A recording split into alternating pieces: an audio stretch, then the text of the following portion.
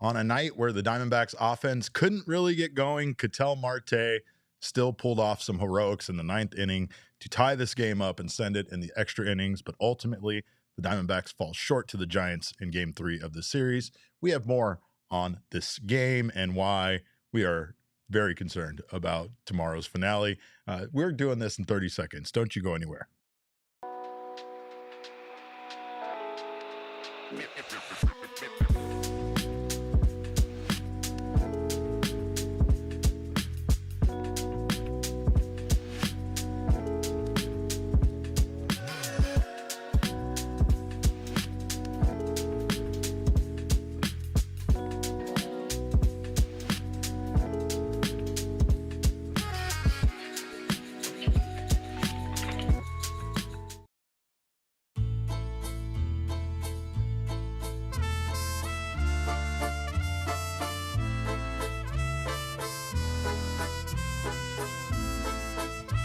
Well, welcome to another edition of the PHNX Diamondbacks show right here on PHNX. My name is Derek Montilla, occasionally known as your mayor of PHNX, and we have Damon Farrell, aka Damon Dog, on the ones and twos here just to make sure that I overreact as much as possible to this loss, as we all should, right? The Arizona Diamondbacks lose this game in extra innings to the Giants by a score of 6-5.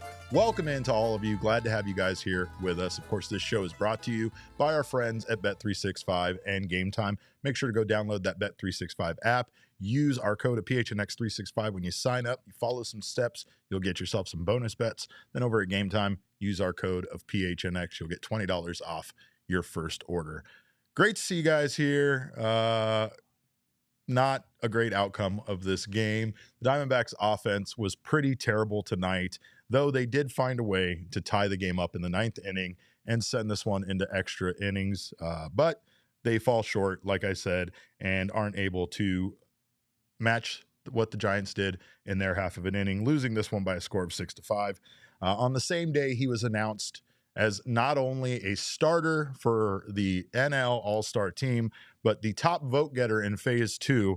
Ketel Marte had a huge hit in the ninth inning, a home run, 2-run home run that tied the game up at 5 and sent it into extra innings. And of course, Ketel Marte does this on a day where he is being honored, he is being cherished at Chase Field, and tries everything to do everything he can to get this team a win.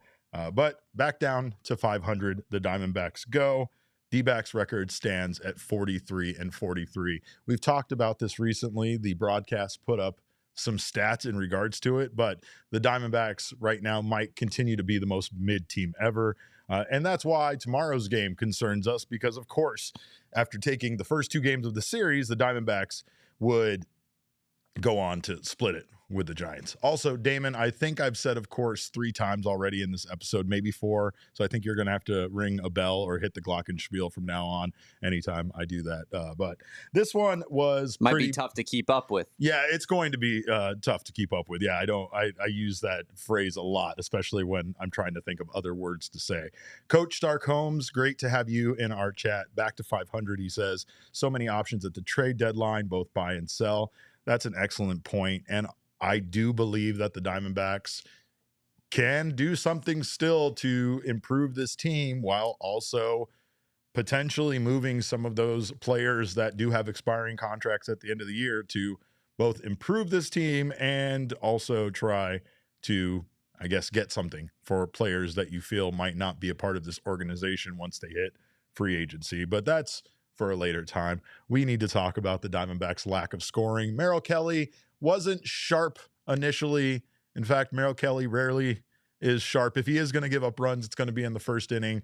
But after that, he did lock it down and gave the Diamondbacks a quality start tonight. Unfortunately, the offense really couldn't do much to pick him up. The offense was just, listless tonight for the most part. They were held scoreless until the 5th inning. That's when Alek Thomas led off the inning down 3-0 with a solo home run. That was his 5th of the year. That one went 386 feet, 101.8 miles per hour off the bat. That cut the deficit at the time to 3-1 there in the 5th inning. Geraldo Perdomo, Damon, what can we say about Perdomo tonight? Every time you turned around, Perdomo was finding a way to get on base. Every time you turn around, Perdomo was involved. It felt like in a scoring play or on, part of the Diamondbacks' minor offensive rallies that they had tonight. But it just, like Perdomo was just in it. He just was active, very active, like he always is. Yeah, 5 times on base tonight, Derek. I mean, just special stuff out of Jerry. It's what he does. Well, right. I mean, and it's exactly what he does is get on base for Ketel Marte to hit a game-tying home run. But can I be honest with you for a half second? I would love it if you were. While you were about to sing Jerry's praises, and I was jumping for joy internally, something came across my internet screen, and I just realized that the Dodgers just walked off the White Sox while they were losing the entire baseball game. So pretty much the only thing that can take me off of the high of Geraldo Perdomo getting on base 5 times happened. I heard Kershaw struck out 3,000 people. Maybe not in this game. I think that would be some sort of record, but he did get his 3,000th strikeout. And Bob Brenly talked about it on the broadcast, and I had to tweet "Bad Bob." Yeah, we don't talk about Dodgers accomplishments. Yeah. Congratulations to a Dodger. Actually, no, thank you. How does that sound? Actually, no thanks. Jay Cuddy agrees with you. He said Booth's fault for glazing Kershaw. That's for sure. I'm good. Glaze Jerry P. He's the one that deserves it. This is a guy that, again, when you see the offense struggling, I feel like you see Perdomo playing his best or playing even harder, right? And that's what the Diamondbacks kind of need a little bit tonight, a little bit more of this season. They got it a little bit tonight from Jerry, but again, the Giants added 2 more in the top of the 8th. Lourdes Gurriel reached on a single, then he advanced on a pretty egregious throwing error on the Giants' behalf. Jake McCarthy would hit an RBI single that scored Lourdes, and at the time made it a 5-3 game. That one run ended up being very important, obviously, based on what happened in the bottom of the inning, but it also felt like, once again, Jake McCarthy is a guy who has returned to this lineup. He made some fiery comments that made me run through a brick wall last night, and he also just seems to be like, he seems to have that competitive spirit that we have felt like has been missing from this team. We see Jake talking to his teammates. We see him being very vocal. We see him trying to do everything he can to extend plays, get extra bases, cause chaos on the base path. And I mean, it's a small sample size. He's still not putting up the best numbers this year, but it just feels like this Jake McCarthy is different than the one that struggled earlier on in the season. I don't know what this Diamondbacks team needs to get things right, but I feel like something that is missing was that fire from Jake McCarthy in the postgame interview last night. I feel like this team needs to just believe in themselves again and have a chip on their shoulder, have an attitude. Torey talked before the game about, playing from this underdog role, and this team kind of embraces it. I said it, but I feel like Torey also embraces it and probably manages better from a position of being an underdog rather than whenever the Diamondbacks have any kind of, not standards, but what are we calling, what standards is a secret code word for? Expectations. That's right. But if the team has expectations, if the team is seen as a contender, it feels like they don't live up to those expectations. Meanwhile, if they are seen as being out of it, if they are seen as being the underdog, it feels like they get that gritty, scrappy kind of attitude and can maybe do something. However, I would like to see this team once again put together some sort of run where the results don't make me feel like at the end of the day they're a 500 baseball club. And so far, I haven't really seen much to make me feel other than that. And I think that's pretty fair. I'm not trying to drag them down. I'm not trying to beat them down, considering the losses and injuries and everything that they've experienced this year. Being a 500 ball club isn't the worst thing in the world, Damon, but being a 500 ball club probably won't get you to the playoffs. And even if you do, playing as a 500 club isn't going to get you very far if you do reach the postseason.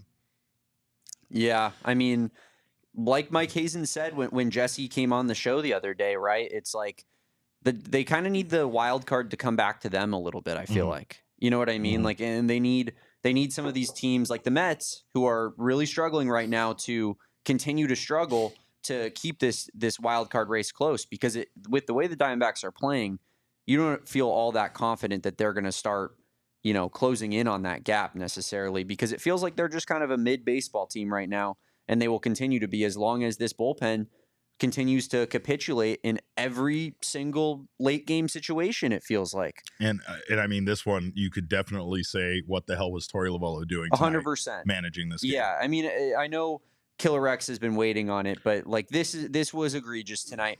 Yeah, don't acknowledge him. We're just gonna do the. We don't need to give him any kind of flowers. We were talking about before we started the show, Derek. Like, feel terrible about tomorrow. Robbie Ray on the mound. Yeah. Brandon Pfaadt throwing batting practice. I mean, like I don't think we're gonna win tomorrow's game, and so it felt like tonight was somewhat of a must win if you wanted to win the series. And Torey didn't really treat it like that at all. It's pretty puzzling, to be honest with you. I mean, because I think everybody else was sitting at home being like, our bullpen's pretty rested right now. Why are we not throwing our top arms? More importantly, why is Torey immediately turning to the newly acquired Jake Woodford immediately for not just take him out, not just relief, but 2 innings of release? Now, Jake Woodford is an interesting story, and I think we'll just address this now. The roster move today, Damon, was a bit weird, right? Yeah. Juan Murillo hasn't been perfect, but he has actually had a really good June. He was one of the Diamondbacks' better relievers, one of the guys they could have counted on a little bit. He gets sent down. Kyle Nelson gets DFA'd, and the Diamondbacks bring on Jake Woodford. Now, Jake Woodford is a guy that has struggled as a starter, but when he was a reliever back in 2022, put up some pretty solid numbers. And I think that was maybe the idea here, is that Woodford was so good as a reliever that he got converted to a starter, and it didn't really feel like anybody ever gave up on the idea of him being a starter from that point on, until essentially he was cut and was signed to minor league deals. He kind of traveled around through Major League Baseball. I think he played for 4 different minor league teams this year. But really what it comes down to is it feels like this was maybe viewed as similar to the AJ Puck situation, where AJ Puck's numbers weren't great, but his numbers as a reliever were great until the Marlins tried him as a starter and then made him kind of stick in there as a starter, and didn't work out. However, AJ Puck as a reliever tends to be pretty good. AJ Puck has nasty stuff. Yeah, no, I'm not comparing them as actual pitchers. I was just comparing them more as far as finding success as a reliever, to the point where you're so good that people believe that you should be a starter, and then for some reason just starting doesn't work for you as a pitcher. I'll be real with you though, Derek. I'm kind of done with the nice stories. I kind of want good bullpen pitchers at this point. 100%. That's why people are sick of seeing Mike Hazen essentially shop in the bargain bin for these arms. Now, to be fair, there are some guys, like I said, even though that he hasn't been performing well lately, Jalen Beeks was kind of a godsend early on. He was like, where did we get this guy, and how lucky are we, considering how bad Joe Mantiply has been, that we found this left-hander out of nowhere? Otherwise, the bullpen would be filled with right-handed pitchers, right? But Jake Woodford, he's a guy, I mean, again, 2024, he played for 2 different teams, the White Sox and the Pittsburgh Pirates. 10.80 ERA as a White Sox, 7.09 ERA as a member of the Pittsburgh Pirates. Then, again, dating back to to his time with the St. Louis Cardinals as a reliever for the Cardinals, he posted a 3.99 ERA in 2021, a 2.23 ERA in 22.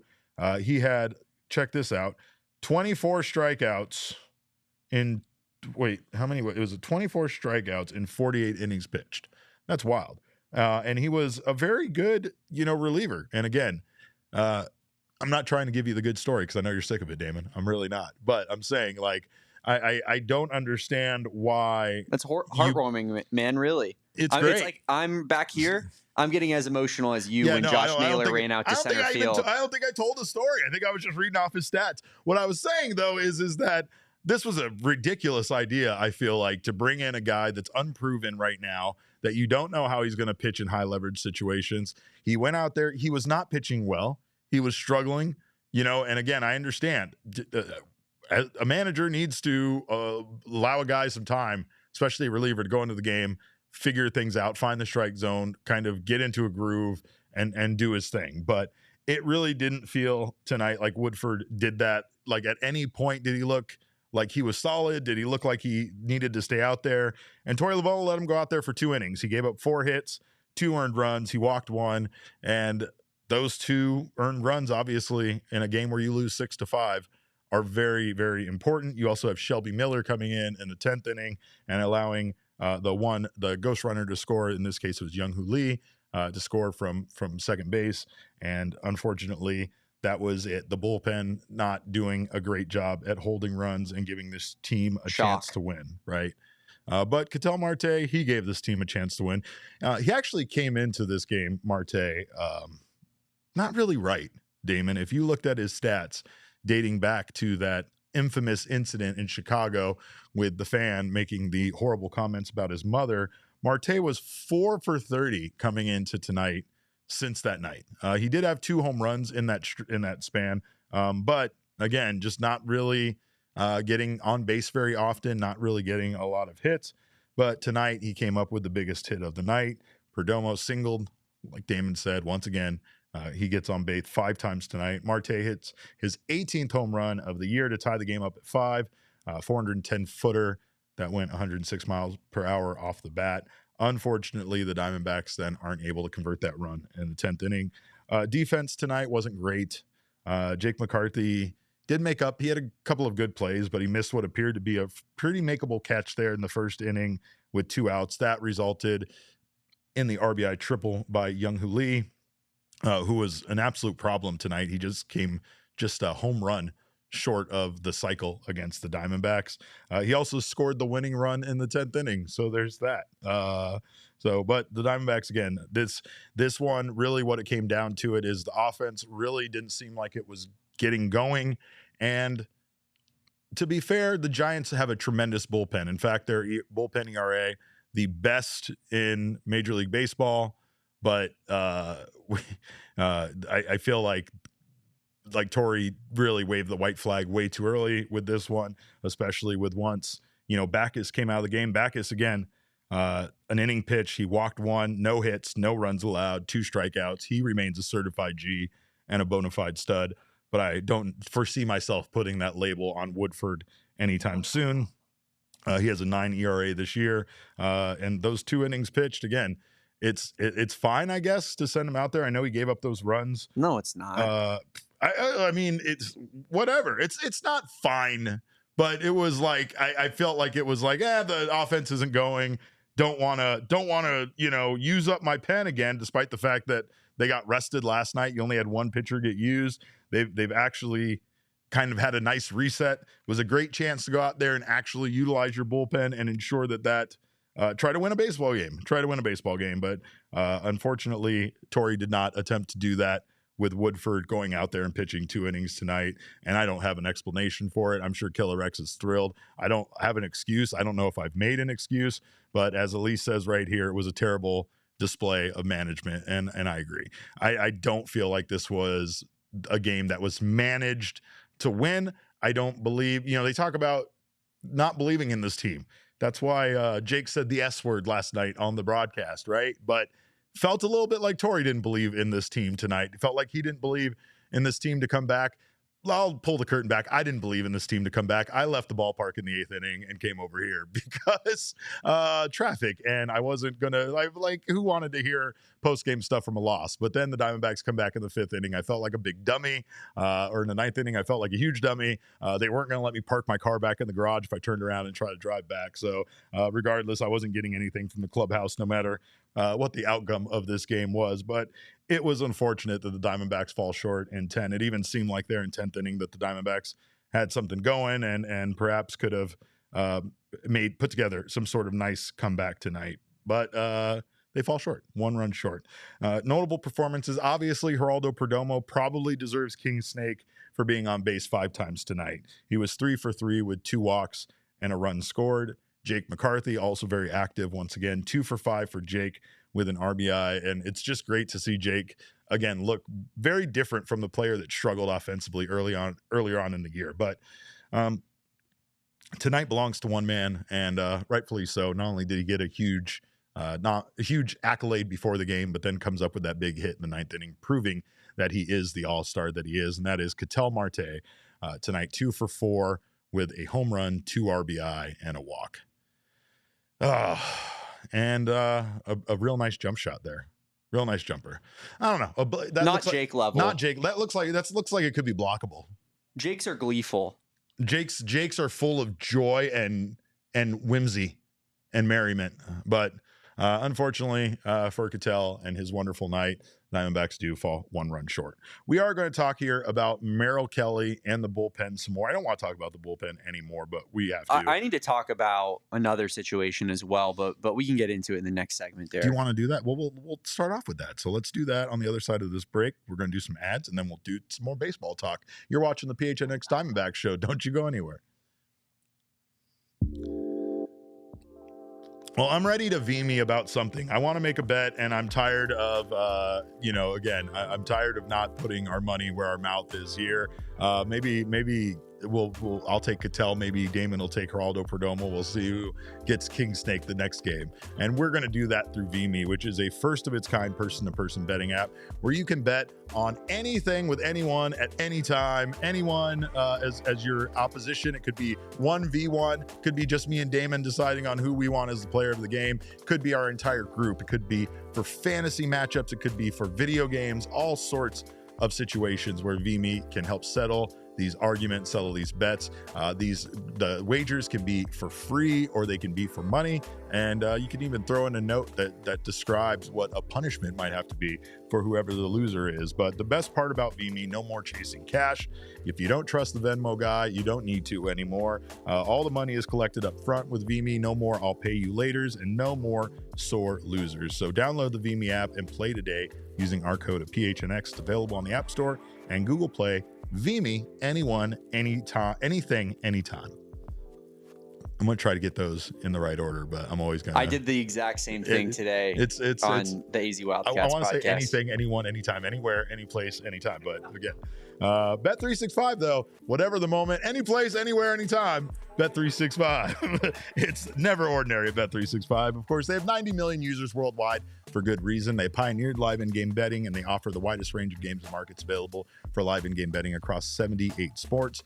Right now, you can get down on the MLB early payout offer where you are a winner if your team goes up by 5 runs, where you are get an early payout no matter what the outcome of the game is. Even if the team you picked comes back or chooses to lose that game, you are not a loser with the early payout offer. Straight bets and parlay selections are marked as winners. And of course, it's fun. It's fun to get over on Bet365. If you're a new user right now, you can get $150 in bonus bets when you bet $5, win or lose. Sign up, use our code of PHNX365, deposit $10, and place a bet of $5 or more to receive $150 in bonus bets. If your bet wins or loses, bonus bets can be used on the spread, totals, players, props, futures, and more. Whatever the moment, it's never ordinary at Bet365. Must be 21 or over and physically located in Arizona. If you or someone you know has a gambling problem wants help, call 1-800-NEXT-STEP, text NEXT STEP to 53342, or visit problemgambling.az.gov. All right. You talked about notable performances, Derek. Yeah. I need to talk about another notable performance, but it's not a positive one. Oh, what do you got? It's the first baseman, and it's the collective tonight.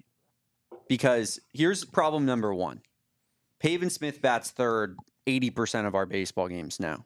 And I don't mean to make this a thing, but like he genuinely is just a black hole out of your DH spot. You're not getting the production you need out of the third spot. No, not at all. It's egregious to continue to do so all the time when he's so inconsistent. And then you combine that with he's being pinch hit for Tim Tawa, and he's our third hitter. I mean, that is unspeakable. Well, and not to mention, Tim Tawa has been. That's number 2. He's been fine for this team, but Tim Tawa has really struggled. His magic is done. Yeah, I mean, he's hitting 203 with a 632 OPS. Meanwhile, Grichuk currently hitting 244 with a 716 OPS, and Pavin Smith 262, 816 OPS.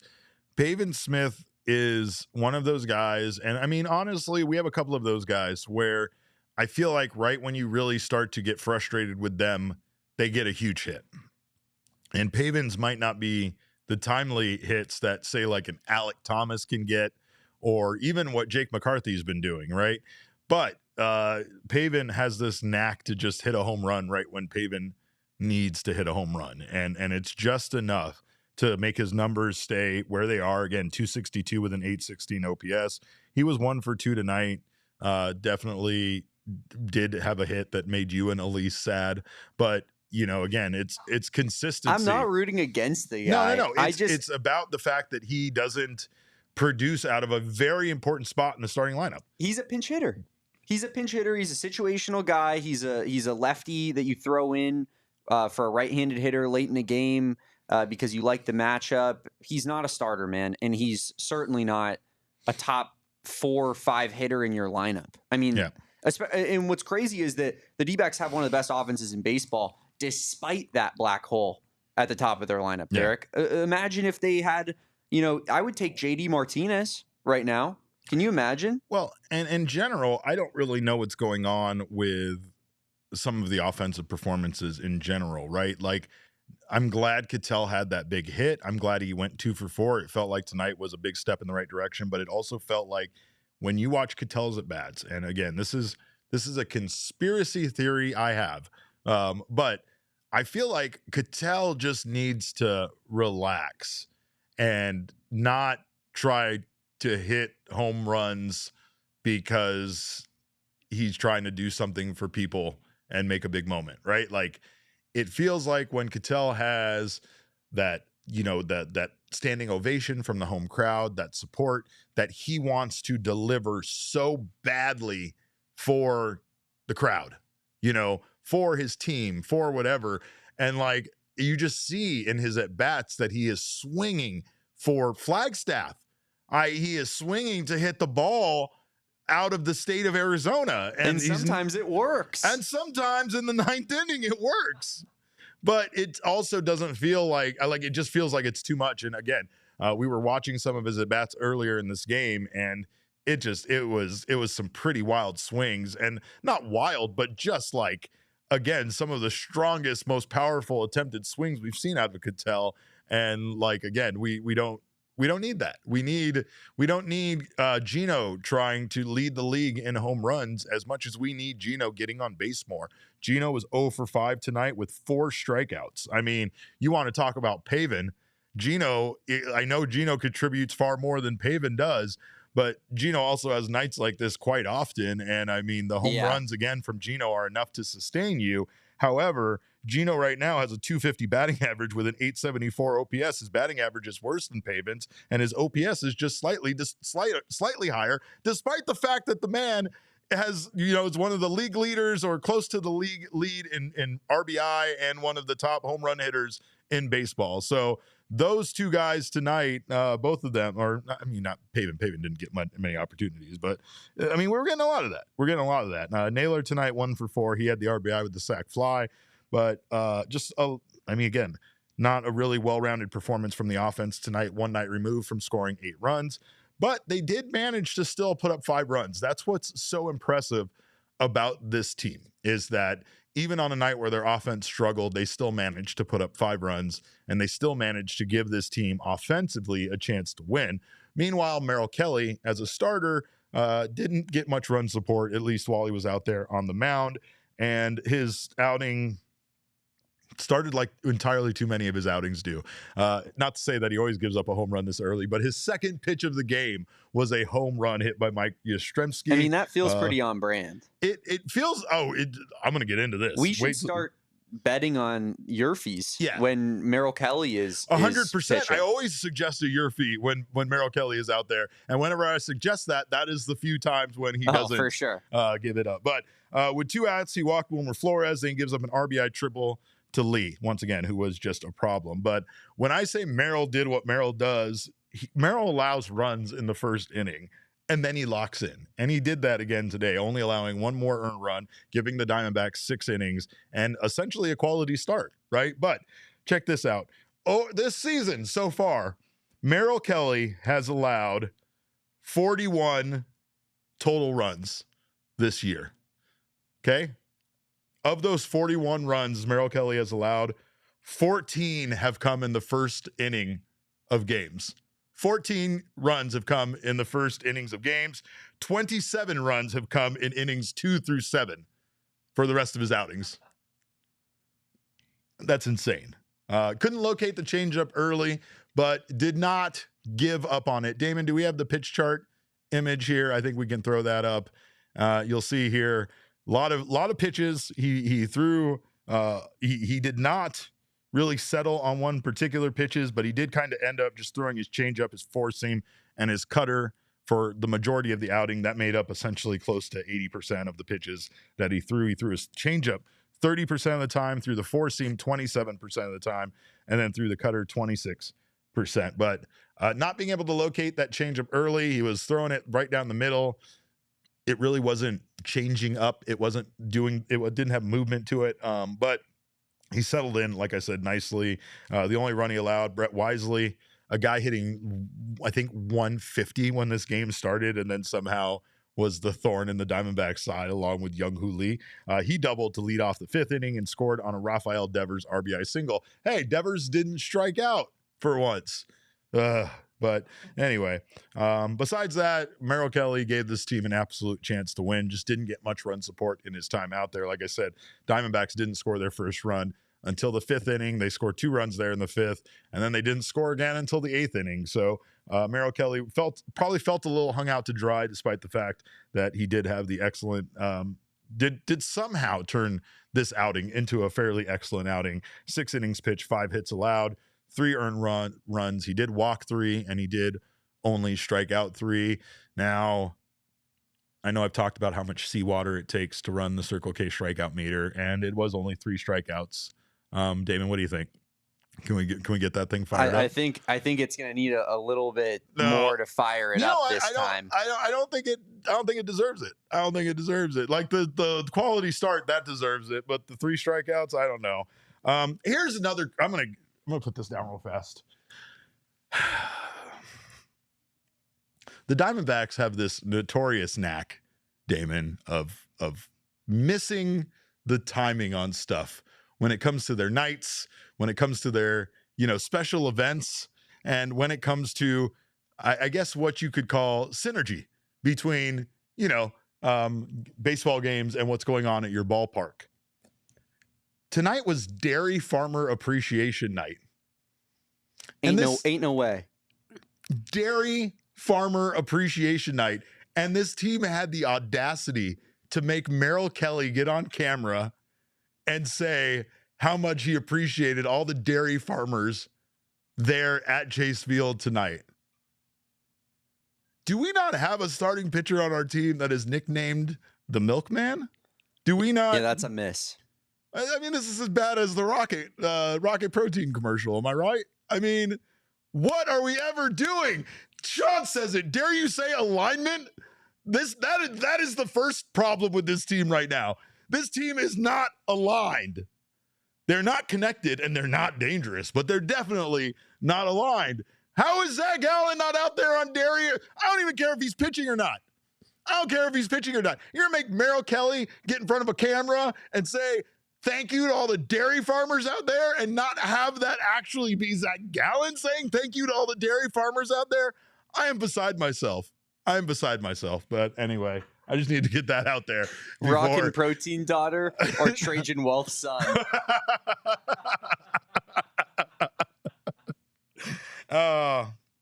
I'm glad I could laugh because we're about to talk about the bullpen and I needed to laugh. But again, I don't know what happened here. Torey Lovullo said before the game that the reason why they made the move to send Murillo down, obviously besides the fact that he has options left and maybe other guys don't, is that they wanted Murillo to work a little bit on his pitch selection and how his fastball can set up his slider, his slider can set up a fastball. I get that. Go down to Reno and work on his stuff a little bit so that it's not, like they don't give a crap if he goes down and blows a game at AAA, right? They want you to go get your stuff right. And that's the way that you can get right, is by going to an area where it's not high leverage. It's not impacting the major league team. But we did a post-game show, Derek, like I want to say a week or two ago, where Murillo got them out of a tough situation. And it was like, I remember I came on here and I was like, that's the type of guy you want to miss with. A dude who throws 100, who has electric stuff, and hope he figures it out. And it's like, I'd rather Murillo was figuring it out than whatever the hell I watched out of Woodruff tonight, or whatever his name is. Yeah. I mean, Like Woodford. Woodford. I don't want to see guys, with generic MLB The Show names throwing 90 miles per hour, Derek. Yeah. I'm done with that. Yeah. Why have a guy that can shove at 99, 100 regularly when you can have a guy up here that's throwing mid sliders? I don't know. I don't understand sending down Murillo. I really don't, especially with the way that he's pitched. And then tonight's results aren't great. Like all of a sudden you bring in Jake Woodford, and in one game you've already made, I think, the Diamondbacks fan base already not want to ever see his face in a game ever again. Right. And again, this is, you feel for a guy like that, but at the same time, man, it's just, you didn't do your job. You had available to you Kevin Ginkel, who didn't make it into this game. Who's back? Probably not John Curtis. He's probably shut down. You probably weren't going to use Beeks. So, I mean, again, you're probably limited in this game to Kevin Ginkel, maybe Ryan Thompson. So I'm not suggesting that the options would have been tremendously better than Woodford. However, when he struggled the way he did, when he looked the way he did, I don't know what about his performance there in the seventh inning. I don't know what about his performance in the seventh or eighth inning made you feel like he could come out for the next inning. I don't know. I mean, again, he did allow those runs to the Giants in the eighth inning. So, I mean, whatever. But I don't love the idea of a guy struggling and then going back to him for multiple innings. I don't love the idea that the Diamondbacks, that Torey Lovullo decided to go to an unproven, addition to this team on his first day here and be like, let me see what you got. But it's also, again, we see it differently, Damon, right? We see it as this being a tremendously important win. We see this series as a tremendously important series to win. In fact, we've talked about it being a playoff series. We've talked about if the Diamondbacks don't have a good showing, obviously now they can't lose the series. They won the first two games, but splitting the series at this point seems like as much of a loss as a loss would be anyway. So again, I don't know if you split this series, I don't know if you've proven anything about this team to Mike Hazen, to the front office, that would make them think that this team can contend, right? Again, prove me wrong, prove the 500 thing wrong, right? It just overall tonight did not feel like a game that Torey was serious about winning. It's baffling to and be it was a very honest. winnable game. And it was a very winnable game. It really just doesn't make any sense to me when you outlay the way Fott's been pitching versus Robbie Ray tomorrow. Well, yeah, and there's that too. It's right? that simple for me. Yeah. That's a scheduled loss. I mean, I know that that's not how they operate, but like, I'm not expecting a W tomorrow night where we'll be in attendance. It's understandable. Full takeover. Yeah, don't do that. We're gonna be there. All the cool kids are gonna be there. Damon, we're bringing your body as close to the Diamondbacks Derek, could as you we bring possibly some can. sage that maybe we could burn in front of Chase Field before the game? I mean, we could, as but a family? I'm literally bringing you. I don't you are like it's like I'm bringing, again a giant rabbit's foot, just a giant 5'9" rabbit foot. Yeah, giant 5'9". Just dragging it to the ballpark. I mean, I don't know. Maybe you could be the human version of Sage. I like to think a good luck charm. Maybe we'll get the Diamondbacks to throw you over their shoulder like they would Salt. Can I be honest with you for a half second though? Please. I've gone to one game this year. Yeah. Loss.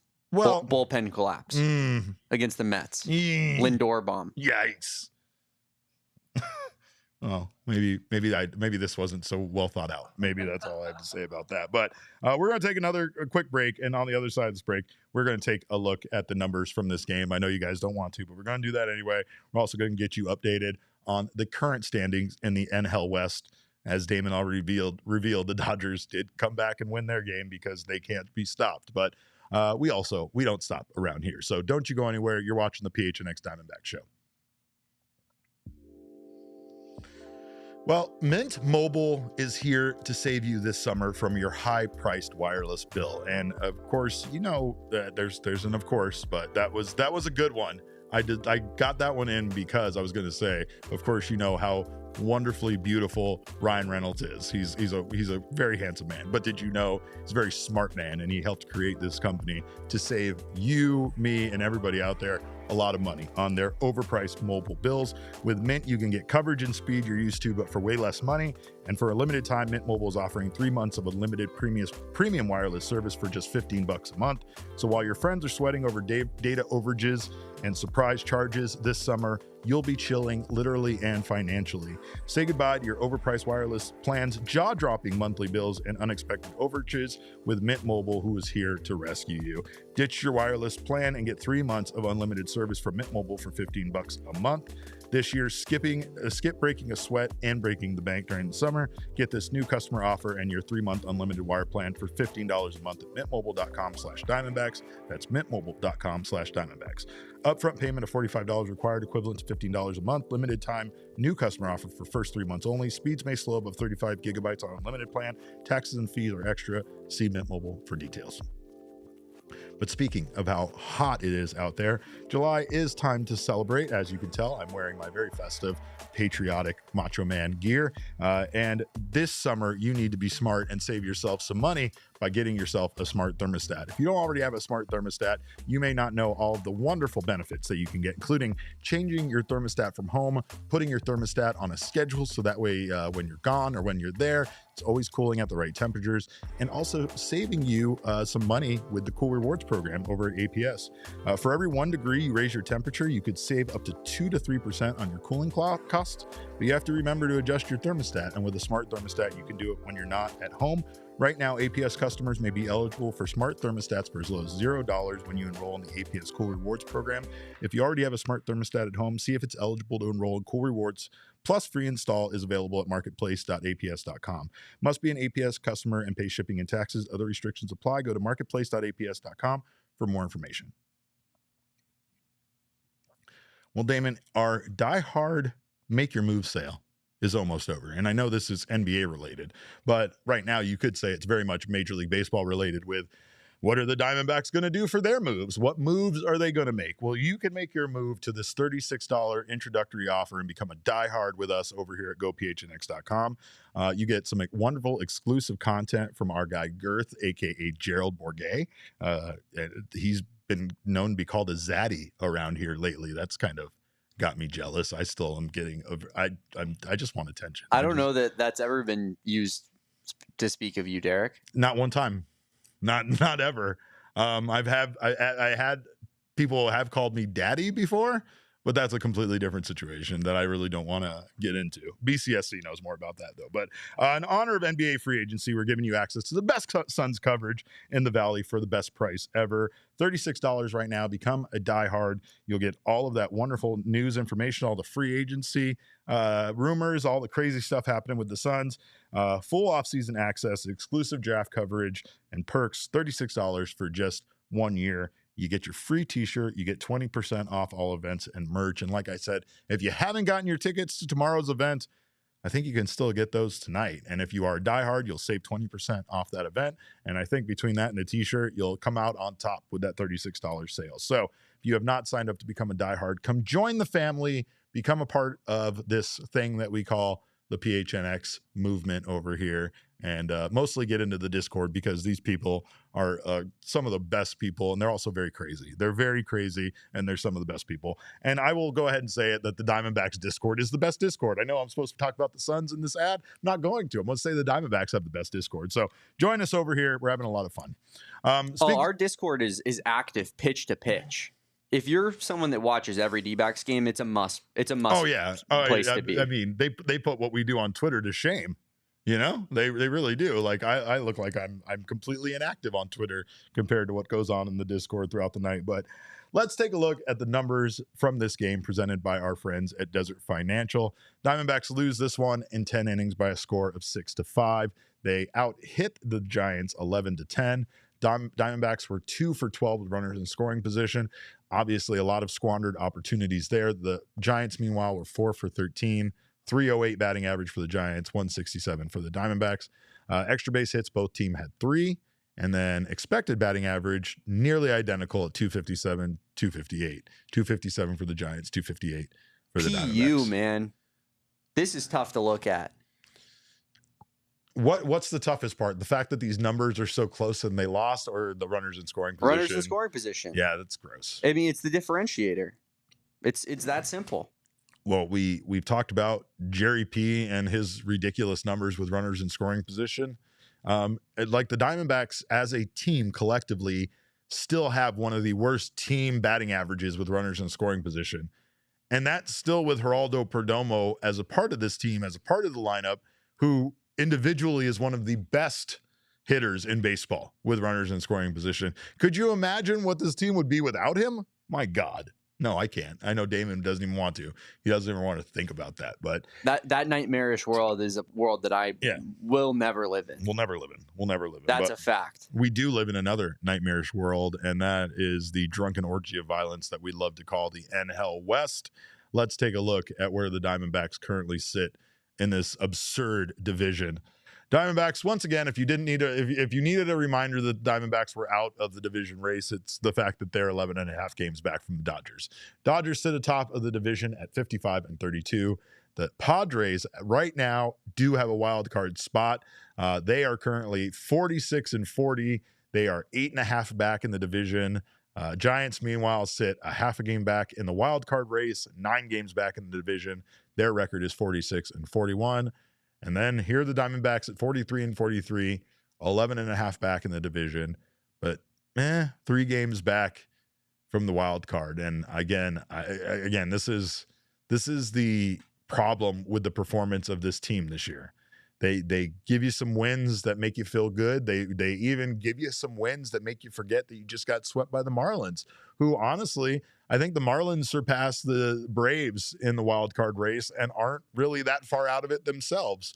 I know that they're a little ways back. I think they're 7 games back, but still, now they are a team that we have to kind of worry about looking back in our rearview mirror and keeping an eye on them, right? But more importantly, the Diamondbacks have far too many teams in front of them, between them and the final wild card spot, and far too many teams that are going to be active at the trade deadline trying to improve their teams. Not only does that make it harder for the Diamondbacks to be buyers instead of sellers, but it also makes the Diamondbacks, for the pieces that they're trying to acquire, it's going to make them that much more difficult with it being a seller's market should they try to upgrade and improve their bullpen. And upgrading and improving their bullpen, no idea what's going to cost if they're buyers. No idea what this team is going to do. I think that, again, there's a possibility that one name gets traded at the trade deadline that is an expiring contract at the end of the year. And if that one name is enough to bring in a large haul for this team, then it could be that situation where the Diamondbacks are just, again, with how this year has been, where they are just so mid, that when the trade deadline finally comes around, would it surprise you at all that the Diamondbacks just kind of end up being mid, where they're not really a buyer, they're not really a seller? Maybe they make that move where they trade like a Zach Gallen for another starting pitcher and perhaps some relief pitchers. Maybe one relief pitcher and a starter. Maybe they fill out that, like, not a good starter, not a great starter, not a name brand starter that you've ever heard of, but just enough for you to be like, what the hell was that? Like, they got rid of a guy but they got guys back, but I don't, like, might not know how to feel after that. Like, are we the Reds? Feels like we're like the Cincinnati Reds. I don't want to be right that now. Mid. That feels about how mid we are. Do we have to be that mid? As mid as the town of Cincinnati itself. Oh, God. Well, I don't want to talk about any of this anymore because it all makes me very sad. But what I do want to talk about is Ketel Marte being named an all-star starter, not only an all-star starter, but receiving the most votes of anybody in the National League for phase 2 of the all-star voting round. We love the love for Ketel and glad he's finally getting that appreciation. And we're going to talk about it more on the other side of this break. Don't you go anywhere. You're watching the PHNX Diamondback Show.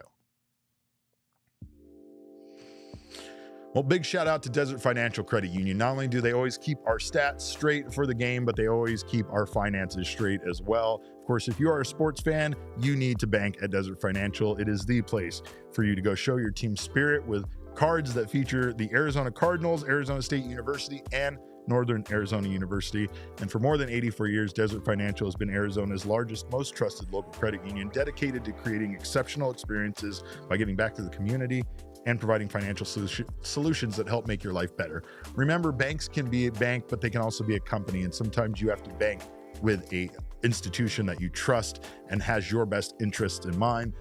Luckily, I started banking with Desert Financial and they got me started on my home ownership journey. Now here I sit, like 17 years later, and I am so thankful that they got me started on that journey. Hopefully they can get you started on your financial journey and help you achieve those financial goals. So when you open a free checking account online, you can get $200 in bonuses. Get started by visiting desertfinancial.com/200 today. And I had myself a wonderful little staycation over at Gila River Resorts Wild Horse Pass this past weekend. It was far too short. It was far too interrupted with other things. People found me there. They came and talked to me. I wasn't interested in that. I was sitting in a pool like I told you guys I was going to, with my little pina colada in my hand, just living my best life. You're the mayor, man. And then it all ended too abruptly. You got to start putting some sunglasses on and like a hood. Yeah, that's really what I need to do. Yeah, for sure. I was just out there, bare-chested, living my best life. And of course, it was because Gila River Resorts and Casinos is the best place to go for a staycation or a wonderful night out on the town. They have some wonderful restaurant dining options, an incredible gaming floor featuring over 4,500 slots and live table games. Plus, they have their BetMGM Sportsbook, which is the best place to go watch an Arizona Diamondbacks game. They have massive screens, delicious food, and all the action, including all the MLB action this summer. It's the ultimate place to watch and win. Place your bets and experience the excitement. You do you at Gila River Resorts and Casinos. Visit playathila.com for more details. Well, Damon, I know it didn't end in the way that it should have, but today was a momentous occasion for the Arizona Diamondbacks because Ketel Marte was named an all-star starter for this team, for the NL team, for the Midsummer Classic coming up here in Atlanta, and it was just great to see Ketel voted. He was the second consecutive All-Star starting selection at second base and third in his career. He is the first National League second baseman to win consecutive fan-elected starting assignments since Chase Utley did it, winning it 5 times in a row from 2006 to 2010. He's the first ever Diamondback with 3 All-Star fan elections. My GOAT. He's Mr. Diamondback. He is. Yeah, that's the solace that I have in knowing that when it's all said and done, Ketel Marte or Corbin Carroll will be Mr. Diamondback. That warms my heart, Derek. Yeah, put him on Mount Rushmore.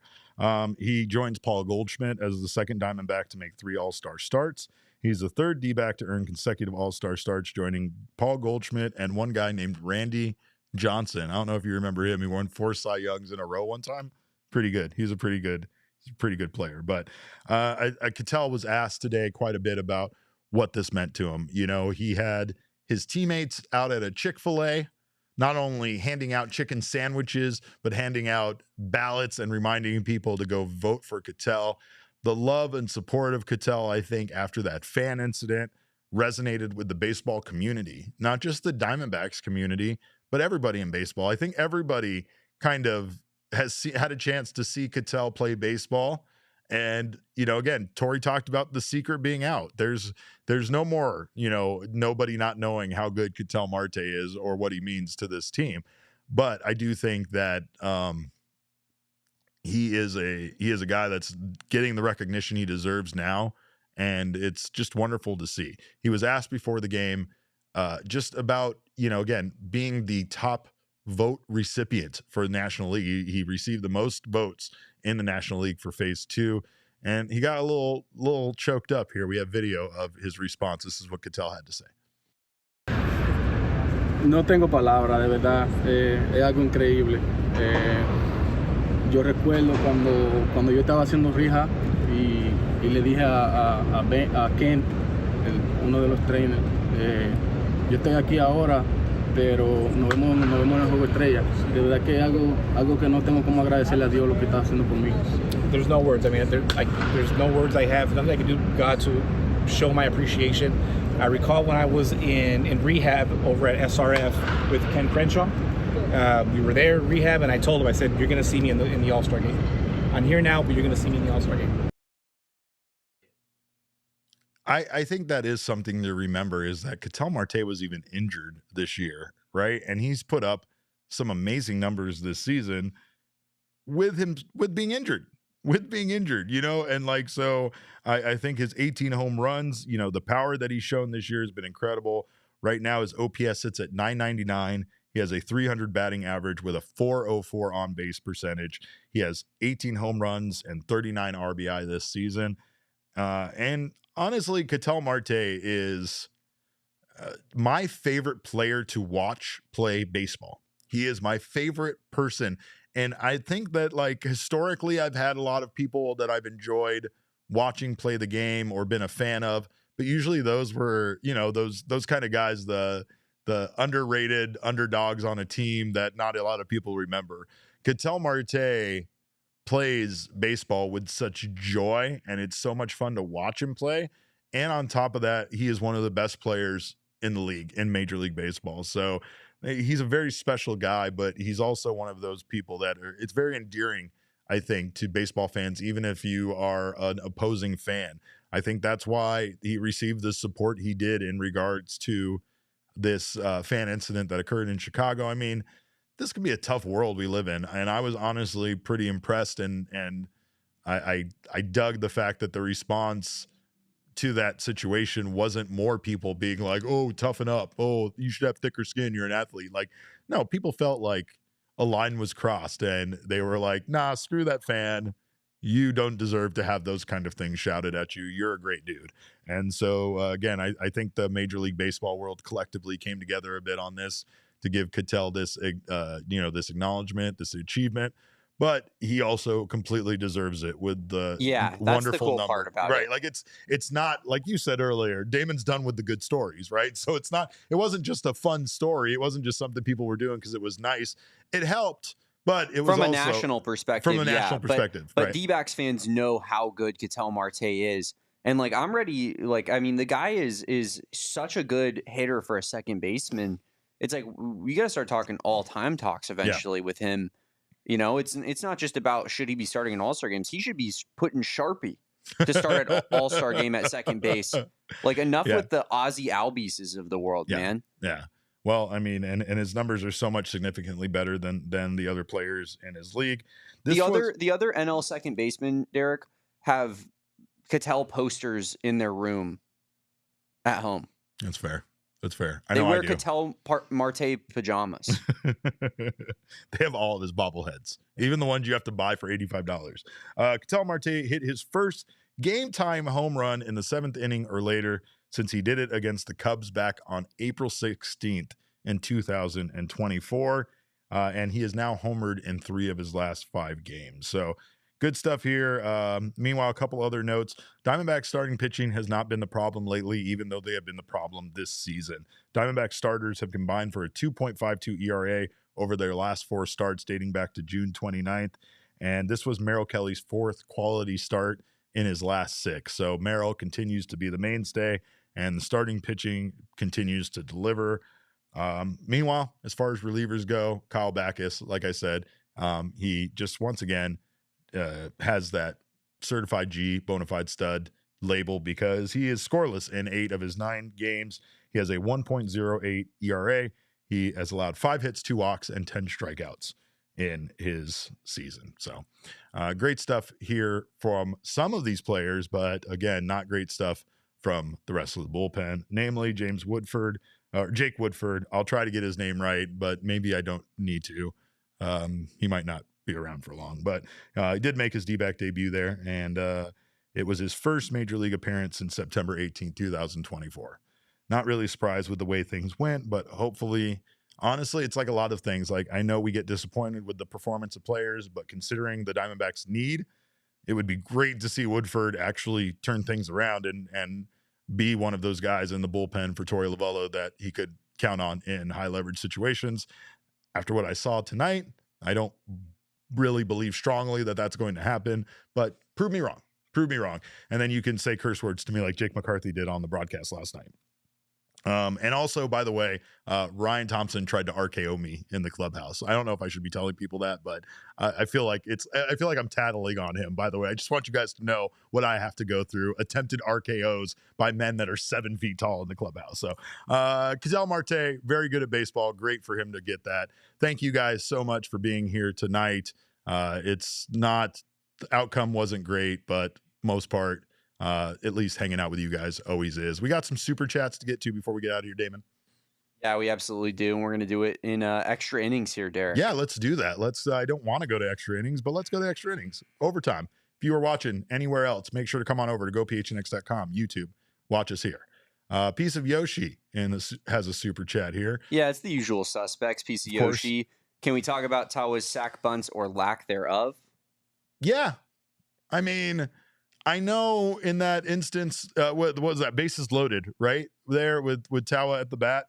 I don't know. I mean, I don't really know what was even going on in that bat. I mean, I know that I think it was still the Giants starter at that point was kind of painting the corners there a little bit, but man, if you're going to go out there and bunt, you just need to go out there and bunt. Just go out there and do it. I mean, again, I think that there's a lack of confidence by a lot of players on this team. It was the reason why I was so kind of pumped by James McCann telling us about the conversation he had with Zach Gallen, right?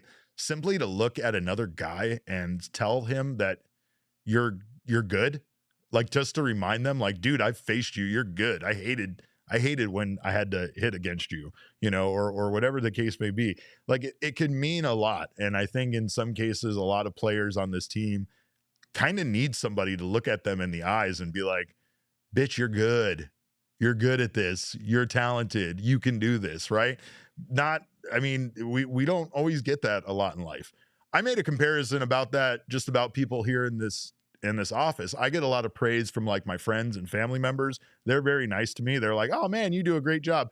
Honestly, it's meaningless to me. But it's not meaningless to me when Damon tells me that I did good on something, because Damon...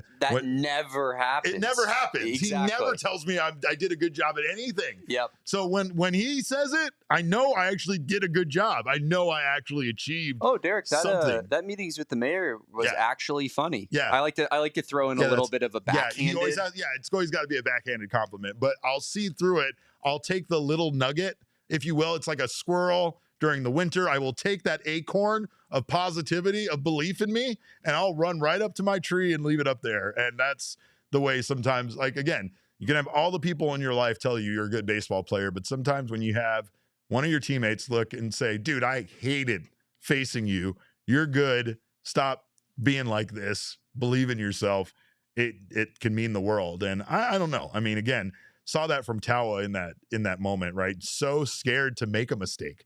That doesn't end up ever actually. The magic is dead. Yeah, I know. I hate to say it, but Kevin Newman gave us a good season last year, and he sustained it a little bit more. Yeah. But he also tailed off at the end. He did. Tim Tawa it's done.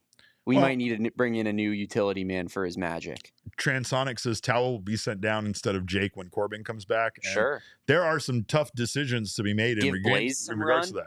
Right? Maybe give Blaze a little bit more run. Maybe. You got James McCann. There's also a difficult decision that needs to be made there between Gabriel Moreno, Jose Herrera, and McCann. And I know a lot of people do not want Jose Herrera to be that choice. I get it. Is it difficult? I mean, have you seen James McCann's biceps? Don't even get me started on what a gigantic fellow he is. He's huge. You should try to get him into wrestling, like a wrestling career, if it doesn't work out with the Dbacks. Look, you know what's funny? Speaking of Ryan Thompson, he was like, hey, maybe when I'm done, I'll do wrestling. I was like, yeah, right. We want James McCann. With those arms, pal? Get out of here, Scarecrow man. Go tell James McCann I want to manage him as a pro wrestler. That's what I was coming with, but no. BCSC sent us some super chats. You want to do those? Yeah, we blew it, man. Trade it all. I'm daddy. And then says, did someone say, let's get freaky? Okay, Damon. Again, I'm so jealous. Which that one makes me feel good. I don't ever get involved in this. You don't. Not once does he talk about my cakes. What else we got? Very true. I need Ketel cake, but he's playing in the All-Star game. Yeah, I get it. Also, once again, happily married, BCSC. But regardless. It still would feel nice. Yeah, which, again, I'm happily married. Yeah, exactly. Look, as a married man, every once in a while, I just want to know that people are still interested in me. That's all I'm saying, BCSC. But anyway, we have ourselves another game tomorrow, and as you know, we will be there present for it. So unfortunately, no post-game show tomorrow. We're also off on Friday so that we can enjoy 4th of July with our friends, with our families, with our hamburgers, and with our hot dogs. So make sure to join us tomorrow at 12 p.m. noon. We're going to talk about that game tomorrow. We're going to talk about Snake Farm. We're going to talk about Throwback Thursday, and maybe even do a little preview of the upcoming series beyond the Giants series here. But until then, we thank you guys so much for joining us here tonight. We love you. We appreciate you guys. You can continue to follow us on social media. I'm at Cap_Caveman with a K. Damon is at Damon Dog with a DAWG at the end. And of course, Glockenspiel. We're all Damon's dogs. Bark, bark. Our show is at PHNX_Dbacks, but as always, all roads lead to at PHNX_sports on Twitter, Instagram, and Facebook.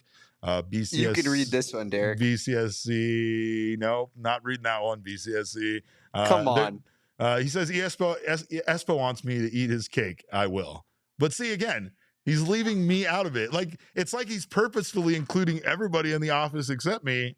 Is Ayrton going to get a shout out too? Is Ayrton going to be your what is his I don't know if BCSC has had enough interaction with Ayrton yet, but BCSC would love Ayrton. The Ginger Mamba? Freckled Mamba. Freckled Mamba. That's right. Both of them apply. But anyway, all right. Well, I appreciate you guys so much. Love you guys. We'll see you tomorrow at noon, and maybe see some of you even in person tomorrow evening for our pool party takeover. If you haven't gotten tickets for that yet, go get them right now. Come on out tomorrow. Have a great time with us. Free food, free drink, all that's part of your ticket. You get a towel to take home with you. And most importantly, you'll see me shirtless. So, and Damon might also be shirtless. That's just that's once again to get his energy as close to the Diamondbacks as we possibly can, because we need to fix this team. Well, we thank you again for your time. We'll see you tomorrow. Until then, have a wonderful rest of your evening. Behave yourselves. And remember, kids, baseball is fun, but it's so much more fun when you can actually pull off the comeback and win in extra innings. We all silly like the mayor.